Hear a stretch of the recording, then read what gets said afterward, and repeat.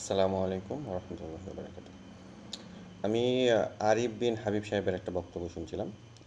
শুনতে লেগে ওখানে নামাজ সম্বন্ধে সূরা ফাতিহা যদি ছুটে যায় বা আপনি যদি সূরা ফাতিহা না পান বা ইমাম সাহেব যদি রুকুতে চলে যায় সেক্ষেত্রে প্রথম রাকাত আপনার গ্রহণযোগ্য হবে কি না। তো আমি আমার লাইফের আমার জীবনের কথা বলতেছি এবং বর্তমানে আমি দেখা যাচ্ছে যে সৌদি আরবে আছি, তো আমি সৌদি আরবে প্রায় অনেক দিন ধরেই আমি আছি। তা আমি যখন থেকে নামাজ পড়া জানি বা নামাজ সম্বন্ধে যতটুকু জানি যে আপনি চলে মসজিদে গেলেন, সেক্ষেত্রে দেখলেন যে ইমাম সাহেব আপনি রুকুতে চলে গেল, আপনি সেক্ষেত্রে দুইটা কাজ করবেন যে প্রথমে একবার আল্লাহ আকবর বলে হাত রাখবেন এইখানে বুকের কাছে, তারপরে দ্বিতীয়বার আল্লাহ আকবর বলে আপনি রুকুতে যাবেন, যে আপনি দেখা যায় ইমামের সাথে রুকুত করবেন।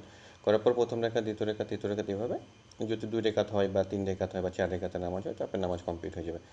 আর যদি ইমাম সাহেব দেখা যাচ্ছে যে হয়তো সূরা ফাতিহা শেষ করে দিয়েছেন বা দ্বিতীয় কোনো সূরা ধরছেন, সেক্ষেত্রে দেখা যায় আপনি আসলেন, হাত বাঁধলেন, তারপর আপনি সূরা ফাতিহা পড়লেন, ইমামের সাথে নামাজ পড়লেন। দুটাই হবে। এটা আমি বাংলাদেশেও জানি। দ্বিতীয়ত হচ্ছে যে আমি যে সৌদি আরবে প্রায় 9-10 বছর ধরে আছি, ইনাদের ক্ষেত্রে সেটাই দেখি যে অনেকে রুকুতে চলে গেছেন। যারা সৌদিরা আছে তারা দেখা যাচ্ছে যে চলে আসছে বা আমি তাদের সাথে যাইতেছি, তারা রুকুতে সহকারে সেই নামাজটা সে রাকাতটা তাদের সাথে অ্যাড করে দেয়, সেটা হয়ে গেল। তো ইনি এখন কোনটা বুঝাইতেছেন তা আল্লাহ মাবুদি ভালো জানে। আর দ্বিতীয় কথা যেটা হচ্ছে যে এইখানে যে মানুষগুলো আছে যারা আরিফ বিন হাবিব সাহেবের বক্তব্যগুলো শুনছেন, তাদের মধ্যে কি একজনাও কোরআন বা হাদিস সম্বন্ধে কিছুই জানেন না? বা কোরআন শরীফে কোন সূরার আয়াতে কি বলতেছে সেটাও কি জানেন না? তিনি কয়েকবার করে এই কথাটা বলছেন যে সূরা ফালাক শুরু করছেন না, সূরা ফালাকের সে কুল আউযু মিনাল জিন্নাতি ওয়ান নাস কীভাবে সম্ভব হলো? আমি যতটুকু জানি যে 114 নম্বর সূরা হচ্ছে সূরা নাস এবং সূরা নাসের শেষ আয়াত হচ্ছে মিনাল জিন্নাতি ওয়ান নাস। তো সূরা ফালাকে মিনাল জিন্নাতি ওয়ান নাস কীভাবে হলো? কেউ কি একবারও তাকে বললেন না যে শেখ আপনি ভুল করতেছেন বা এটা ঠিক না?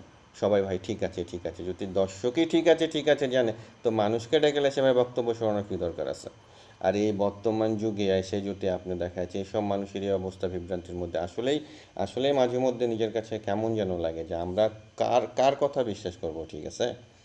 মানে কার কথা মতন চলবেন, কোন হুজুর কোন মাওলানা ভালো কথা বলতেছেন, মানে নিজের মধ্যে বিভ্রান্তি। ভাই এগুলো বাদ দেন, মানুষকে এইগুলো ছাইরা দেন, দিয়ে নামাজের মধ্যে কথা বলেন। ভাই আগে নামাজটা পড়েন রে ভাই, আগে নামাজটা। আপনি সূরা ফাতিহা পড়েন আর না পড়েন আর না জানেন কোনো সমস্যা নাই, আপনি নামাজটা শুরু করেন। যখন আপনি নামাজ শুরু করবেন তখন আপনি সব কিছু জানার চেষ্টা করবেন।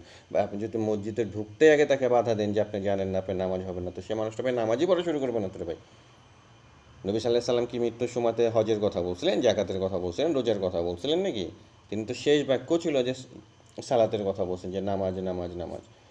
তো ভাই আগে নামাজটা শুরু করতে দেন রে ভাই। মসজিদে ঢোকার তাকে অধিকারটা দেন, তারপরে শেষ বিসমিল্লাহ শুরু করুক, আল্লাহ আকবার শুরু করুক, সূরা ফাতিহা যে কোনো সূরা। ভাই তাকে যদি ঢুকতেই না দেন, যদি বলেন যে এটাতে হবে না এটাতে হবে না, তো মানুষ তো ভাই বিভ্রান্তির মধ্যে পড়বে ভাই, নামাজই শুরু করতে পারবে না। আল্লাহ সবাইকে নামাজ পড়তে তৌফিক দান করুক এবং সৎ জ্ঞান দিক ভাই, আমিন।